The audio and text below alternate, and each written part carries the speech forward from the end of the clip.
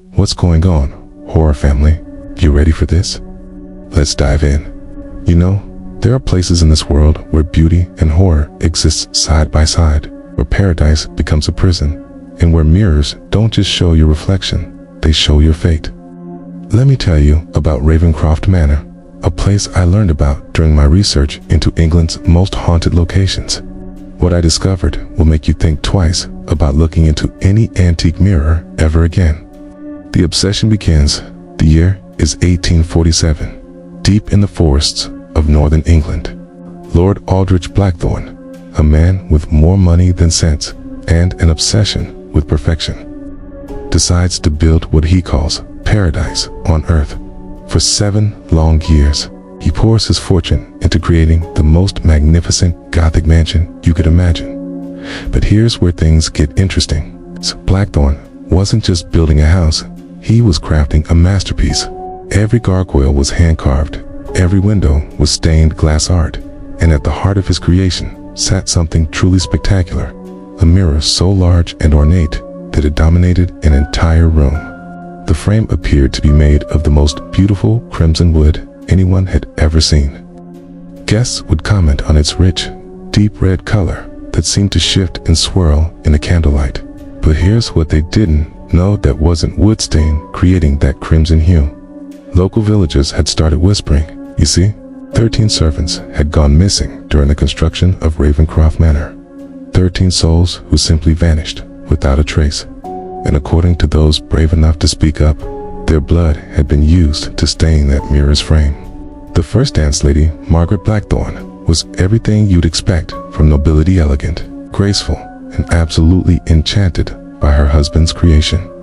She spent hours in that mirror room, practicing her dancing, admiring the way the light played across that magnificent frame.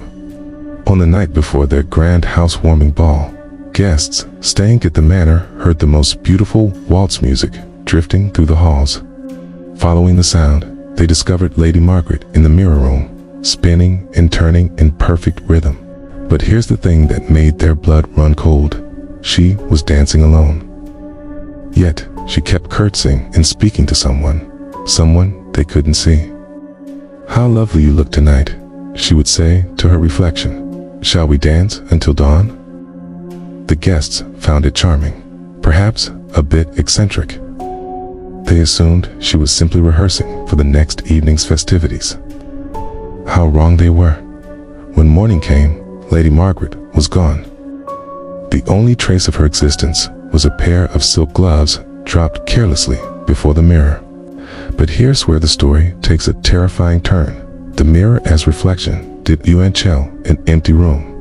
Guests who dared to look saw Lady Margaret still there, still dancing, her mouth open in what appeared to be laughter, but looked more like a scream that no one could hear. She was trapped behind the glass, forever waltzing in some impossible version of the room. The children follow. You'd think Lord Blackthorne would have destroyed that cursed mirror after losing his wife. Instead, his obsession only grew stronger. Within a month, the horror continued. Little Thomas, only 7 years old, began sleepwalking. Night after night, servants would find him standing before the mirror at the witching hour, his small hands pressed against the glass. His eyes had turned completely white, and when he spoke, it wasn't in his own voice. "She's calling us home," he would say in that eerie adult voice. "The lady in the red dress wants us to dance with her forever. She says it's beautiful there, where the music never stops." By morning, Thomas had vanished, just like his mother. The mirror showed him playing in some twisted reflection of the manor, a place where the walls seemed to pulse like a heartbeat, and shadows moved independently of their sources. Then 9-year-old Eleanor disappeared, found one morning as nothing more than a reflection in that cursed glass. Finally, baby Catherine, barely 2 years old, vanished from her locked nursery. All 3 children could be seen in the mirror's surface, playing in that impossible other world, forever young, forever trapped. A father's madness. Lord Blackthorne's grief transformed into something far more dangerous: obsession. He dismissed the remaining servants, claiming he needed to be alone with his family, because that's what he called the reflections in the mirror his family. Day and night, he would kneel before that crimson frame, pressing his hands against the cold glass, pleading with the trapped souls of his wife and children. Neighbors reported seeing candlelight flickering in the manor's windows at all hours, and some claimed to hear him speaking in languages that sounded ancient, inhuman. He began carving symbols into his own flesh, symbols that matched strange markings hidden in the mirror's ornate frame.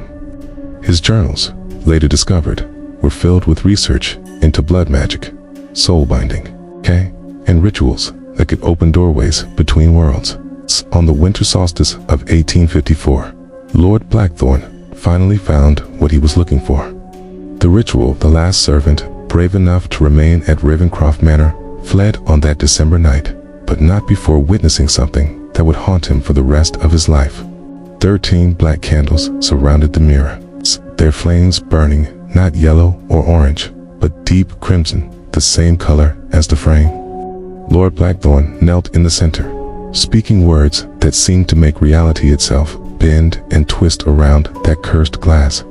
Midnight struck. Something impossible happened. The mirror's surface rippled like water, and Lord Blackthorn stepped through as easily as walking through a doorway. But what emerged on the other side, that wasn't entirely human anymore. It wore Lord Blackthorn's face, but the smile was too wide, revealing rows of needle-sharp teeth. Its eyes reflected not the room around it, but glimpses of other dimensions, other realities where different laws applied. The eternal paradise today, over 170 years later, Ravencroft Manor, stands abandoned.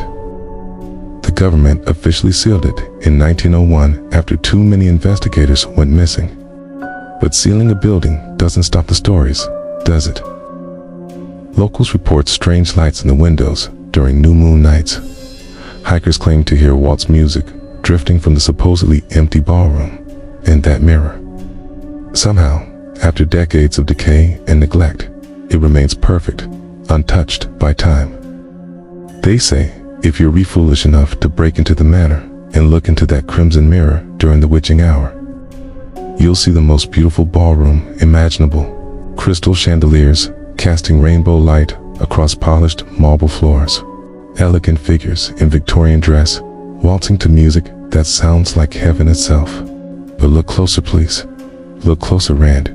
You'll notice something wrong. The dancers never stop moving. Their eyes never blink. Their smiles are carved too wide, and slowly, inevitably, they'll notice you watching. The Blackthorn family is still in there, still dancing their eternal waltz, still looking for guests to join their paradise. 'Cause you see, the most beautiful prisons are the ones that look like heaven. The warning, so the next time you're browsing antique shops or exploring abandoned buildings, remember this story. Remember that mirrors don't just show reflections. Sometimes they show possibilities. Sometimes they show what wants to be. And if you ever find yourself face to face with a mirror framed in what looks like crimson wood, ask yourself this: is that really just a stain? Or is it something much, much worse? 'Cause some doors should never be opened. Some paradises are prisons, and some mirrors don't show what is, they show what's hungry. The crimson mirror is still waiting. The question is, will you be foolish enough to look? Asterisk. Remember, some legends are warnings. Some stories are true, and some mirrors are still hungry.